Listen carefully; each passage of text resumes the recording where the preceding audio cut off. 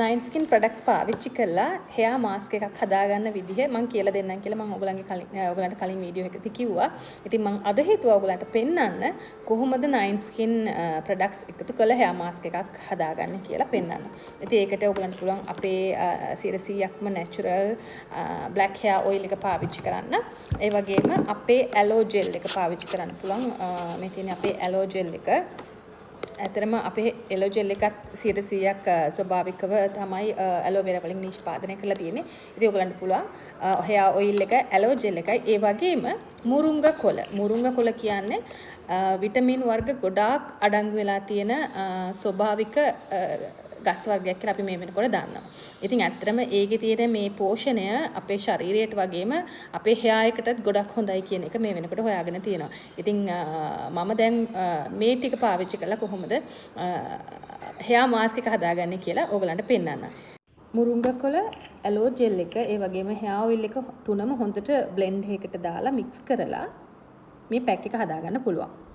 ඉතින් මෙන්න මේ විදිහට හෙයා මාස්ක් එක හදාගෙන හෙයා එකට ඇප්ලයි කරලා, ඒ කියන්නේ බ්‍රෂ් එකකින් හොඳට ඇප්ලයි කරලා ෂවර් කැප් එකක් දාලා පැයක් විතර තියන්න. එතකොට මේ ට්‍රීට්මන්ට් එක හොඳට ඔයගලන්ගේ ස්කින් එකට, ඒ කියන්නේ ස්කැල්ප් එකට, ඒ වගේම හෙයා එකට හොඳට උරා ගත්තට පස්සේ නෝමල් හෙයා කන්ඩිෂන් එක පාවිච්චි කරන්න පුළුවන්.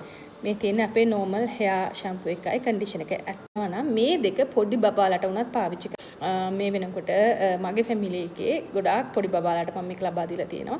ඒගොල්ලෝ පාවිච්චි කරන්නේ මේ හෙයා ෂැම්පූ එකයි කන්ඩිෂන් එකයි. ඉතින් ඇත්තටම ඒගොල්ලන්ටත් ගොඩක් හොඳයි. මේක normal hair shampoo and conditioner.